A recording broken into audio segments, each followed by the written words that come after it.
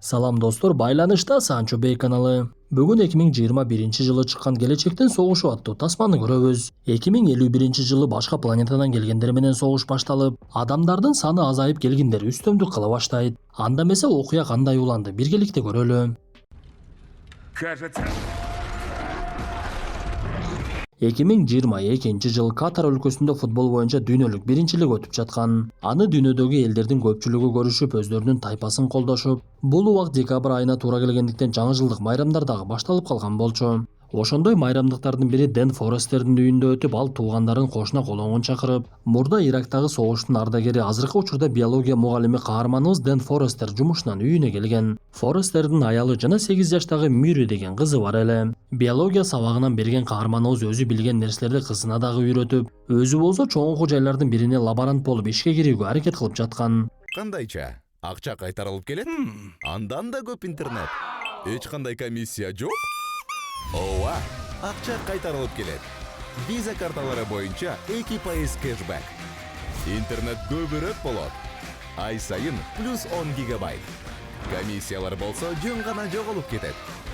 Мой О тиркемесинде О Праймды кошуп алыңыз. 90 күн бою акысыз.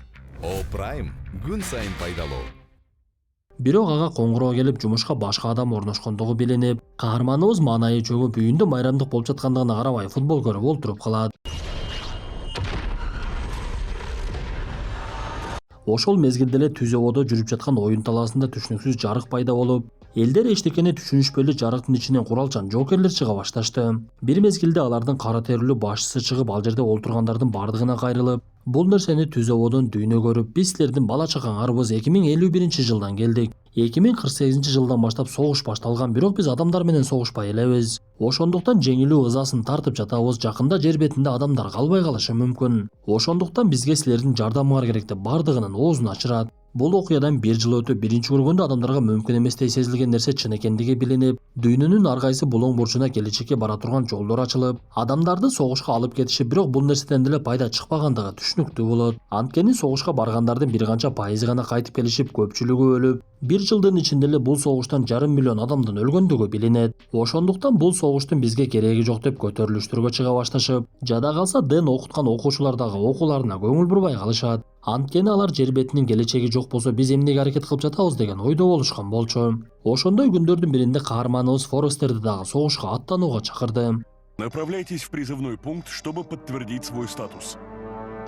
Форестер келечектен келген адамдардын кеңсесине барса, аны текшерүүгө алышып, колун атайын аппаратка салып, сиз согушка барууга жарактуу экенсиз деп айтат. Анткени келечектеги согушка баруунун тартиби боюнча ким 2051 жылга чейин жашабай, ага чейин каза болсо гана алып кетишмек. Форестер текшерилип, ал 2030 жылы өлөт экендиги билинип, колуна атайын аппарат тагылып, муну чечүүгө аракет кылбай эле коюңуз, сизге 1 күн убакыт берилет. Эгер качып кете турган болсоңуз, сиздин ордуңузга үй бүлө мүчөңүз жөнөтүлөт. Эртең сизди ушул жерде күтөбүз деп каарманыбыз дагы келечектеги согушка барат экендиги белгилүү болду. Бирок бул жаңылыкты аялы каршылык менен кабыл алып, ал жака жума сайын адамдар жөнөтүлүп жатат. Согушта 1 жума эле болушат, бирок 30% гана кайтып келишет.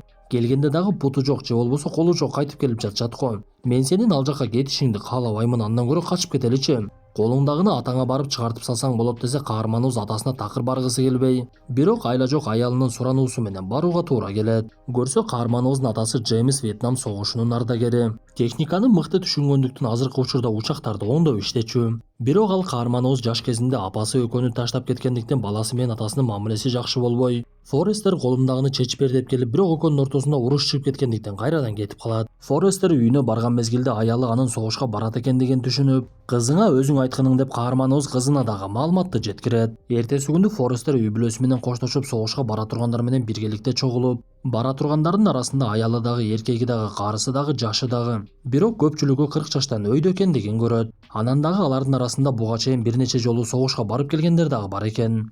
Келечектеги келген жоокерлер аларга шартты түшүндүрүп, силердин согуштагы убактыңар 1 жума гана. 1 жуманын ичинде тирүү калсаңар, колуңардагы аппарат силерди кайрадан бул жака алып келет. Биз бир убакыттан экинчи убакытка секирте турган аппаратты Jumplink деп атап койгонбуз. Ал эч кимге белгисиз деңиздин ортосунда жайгашкан. Анан дагы башка планетадан келип биз менен согушуп жаткандарды жандык деп коебуз. Алар 6 күн бизге каршы чыгышып, 7-күнү эмнегедир өздөрүнүн уяларына кирип кетип калышат. Бул жолу согушка бара тургандай атайын көпчүлүк окумуштууларды жана биологдорду чогулттук. Анткени жандыктарга каршы дары изилдеп жатабыз деп толугу менен түшүндүрүп беришти.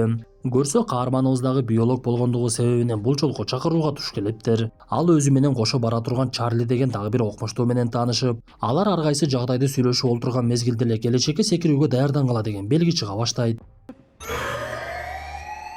Итак, народ, погнали. Это не учение. Ал жерге келгендердин эч кандай согушка даярдыгы жок эле бардыгына мылтыктарды беришип, чоң бөлмөнүн ичине тизип даярдангыла деп аппаратты ишке киргизет. Адамдар катарынан келечекке секире баштап, ошол мезгилде аппараттын сынгандыгы билинет. Лейтенант, координаты высадки сбились. Отменяем? Келечекке алып бара турган аппараттын жаңылыштыгынын айынан каармандарыбыз жерге түшпөй бийиктиктен ыргып, шаардын ар кайсы жерине түшө башташып, кээ бири өлсө, кээ бири жаракат алып, каарманыбыз имараттын үстүндөгү жасалма көлчөккө түшүп аман калат. Ошентип тирүү калгандар чогулушуп шаардын абалын көрүп, бир сыйра ооздору ачылып, бирок алар чындыгында кимге каршы согушарын дагы деле билишкен жок. Анткени жөнөтүлүп жаткан жоокерлерге жандыктар менен согушасыңар деп бирок алардын түзүлүшү кандай экендигин айтышчу эмес. Бир мезгилде эле ал жердеги аскер башчы каармандарыбызга байланышка чыгып, ал шаардан качкыла деп айтып, силер турган жерди жандыктар басып кетти, биз ал жакты бомбалайбыз. Силерден алыс эмес жерде лаборатория бар, ошол жакта маалыматтар чогулган дисктерди алгыла дагы батыраак качкыла. Бир аз эле убактыңар калды деп лабораториянын дарегин берип, Форестер күжүрмөн даярдыктан өткөн аскер болгондуктан ал жердеги жоокерлерге башчы кылып коет. Ошондуктан ал адамдарды ээрчитип алып дароо эле көздөгөн жерине жөнөштү. Алар көздөгөн жерине бат эле жетип барышып, лабораториядан керектүү көргөзмөлөрдүн бардыгын алышып, тепкич менен чыгып кете турган болуп акырындан жөнөй башташат. Бирок ошол мезгилде каармандарыбыз душмандарынын жүзүн жакындан көрдү окшойт. Көрсө жандыктар башка планетадан келген көз көрбөй кулак укпаган нерселер экен. Каармандарыбыз аларды аткылаганча качуусун тездетип, бирок жандыктарга октор көп деле өтпөй, мойну менен ичине гана атканда өлө турган жандыктар октон жашынып каармандарыбызды куулай беришет. Бул убакта шаарды жардыруу үчүн учактар дагы жакындап калган болчу. Аскер башчысы Форестерге кайра-кайра эскертип, ал жактан качкыла деп айтып, силерге атайын унаа жөнөттүк деп багытты көрсөтө баштайт. Бирок бул жандыктар үчүн Хамберди аңтарып жибериш кыйындыкка деле турган жок. Эми каармандарыбыз кайда барышын билбей төрт тарабын тең жандыктар курчашып, адамдар болгон аракети менен бир аз жол көрсө эле ошол жака чуркап жөнөшөт. Бул убакта келген учактар жандыктардын өтө көп топтолгондугун көрүп, аларды жардыра башташып, бир мезгилде жарылуучу заттар каармандарыбыз жака дагы түшүп, алардын бир тобу гана аман калышат. Арадан канча убакыт өттү белгисиз, Форестер ойгонуп аскердик ооруканада экендигин түшүнөт. Көрсө жарылуудан кийин каарманыбыз аны менен таанышкан Чарли жана согушка 3-чү жолу келип жаткан Дориан аман калыптыр. Бирок Дориан эки досун жоготкондугуна жини келип жаткан болчу. Бир мезгилде Форестерди аскер башчысы чакырып, аскер башчысынын аты Мюри экендигин билип, анын дагы фамилиясы Форестер болгондуктан каарманыбыз алдында өзүнүн кызы тургандыгын түшүнөт. Бирок Мюри өзүн эмнегедир олуттуу алып жүрүп, атасын өзүнө такыр жакындатпай, ал жердеги жагдайды гана сүйлөшүп кеңири айтып берет. Көрсө бул согуш 2048-жылы Россиянын аймагында башталыптыр. Ал убакта Россиянын өлкө башчысы дагы деле Путин болчу. Жандыктар өтө тез балалагандыктан Россияны бат эле жок кылышып, андан соң дүйнөгө тарашып, азыр эми жер бетиндеги тирүү жандыктардын бардыгын жеп жатышат. Биз дагы аларга тамак катары эле экенбиз. Биздин азыр акыркы эле мүмкүнчүлүгүбүз бар. Бул нерсени ишке ашырбасак, жер бетинде адам заты жок болот. Адатта жандыктардын ургачылары үңкүрлөрүнөн чыкпай, эркектери аларды коргоого алышат. Биз ошондой ургачылардын биринин үңкүрүн таптык, аны кармайбыз. Изилдөөгө алып, жандыктарды өлтүрүүгө кандай курал керек экендигин билишибиз керек. Бул биздин акыркы мүмкүнчүлүгүбүз деп каарманыбызды дагы учакка олтургузуп алып, жандыктын ургачысын кармаганга жөнөп кетишет.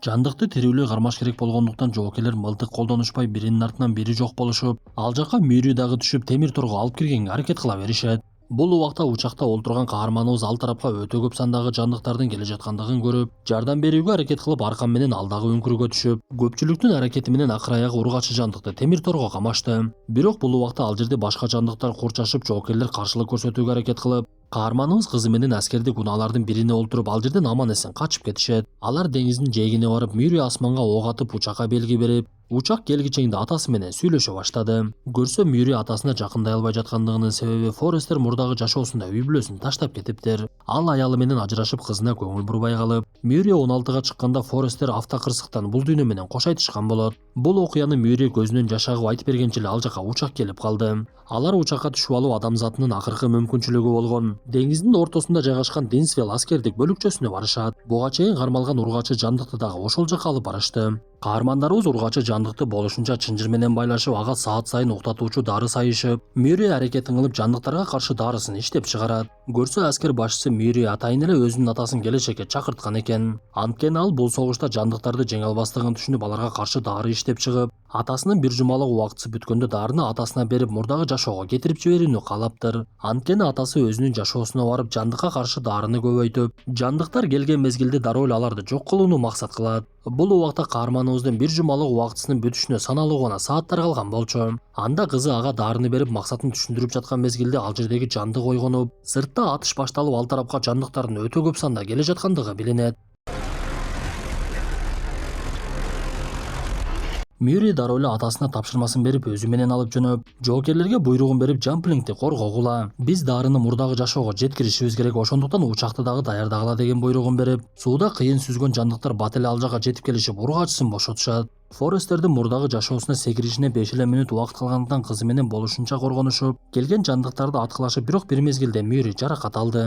Бул убакта айлана чөйрө талкаланып, жандыктар бүт тарапты ээлешип, аскерлердин бардыгы жалгыз гана Жамплингди коргоп калышат. Форестер болсо кызынын жанынан кете албай, жандыктар болсо аларды такыр эле тынч койбой, Мюррейни сүйрөп кеткен мезгилде каарманыбыз анын артынан секирип, бул убакта Жамплинг ишке кирип, тирүү калгандар мурдагы жашоосуна кайтат. Анда кээ бири буту колу жок кайтса, кээ бири аман эсен кайтышып, колуна даярдалган дарыны кармап алган Форестер Чарлинин дагы тирүү калгандыгын көрөт. Ошентип ардагерлерди туугандары тосуп алышып, каарманыбыздын аялынын кубанычы койнуна батпай, бир жумалык убакыт бир өмүрдөй болгон Форестер өзүн аябай эле башкача сезип жатты. Буга чейин Мюррейнин өлүмүн көргөн каарманыбыз өзүнүн жашоосуна кайтып, кичинекей кызын көрүп, аны кучагына кысып өтө сагынгандыгын айтат. Форестер дароо эле ишке киришип, аялына башынан өткөн нерселердин бардыгын айтып берип, тирүү калгандардын бири Дориан жана Чарлиге барып, согуштун биринчи чыккан жерин изилдешип, аскерлерден жардам сурашып, бирок аскерлер каармандарыбыздын сөзүнө ишенбей дагы коюшат. Анда каарманыбыз башка аргасы жок экендигин түшүнүп, атасынан жардам сурап, ал учагын даярдап, буга чейин келечектен келген аскерлер дагы жардам берүүгө даяр экендигин айтышат. Бул убакта дүйнө 30 жылдан кийин жок болот экен деп эл арасында тартип жок болуп, өлкөлөр чек араларын жабышып, мамилелер үзүлө баштайт. Ошондуктан каармандарыбыз Россиядагы эң биринчи жандыктардын чыккан жерине мыйзамсыз учуп барышты. Алар барган жерде жыл катар кыш болгондуктан шайтан арабаларга олтуруп алышып, көздөгөн жерине жөнөп бара жаткан мезгилде эле электрондук аппараттар иштен чыга баштайт. Анда каармандарыбыз ал аймакта магниттик талаа бар экендигин түшүнүп, музду жардырышты.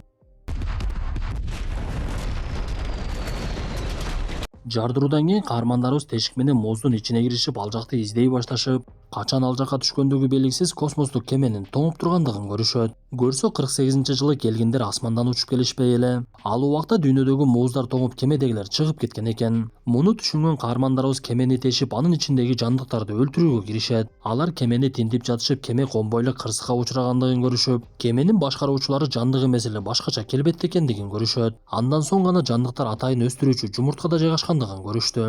Келгендер дароо эле ишке киришип, жумурткага атайын даярдалган дарыны сайышып, жандыктар эзилип жок болушуп, бирок экинчи тараптагылар кыймылга келет. Алар өздөрү жайгашкан жумурткадан чыгып, каармандарыбыз аларды аткылай башташып, кээ бири сыртка качып чыгып кеткендиктен экиге бөлүнүп, жандыктарды жок кыла башташат.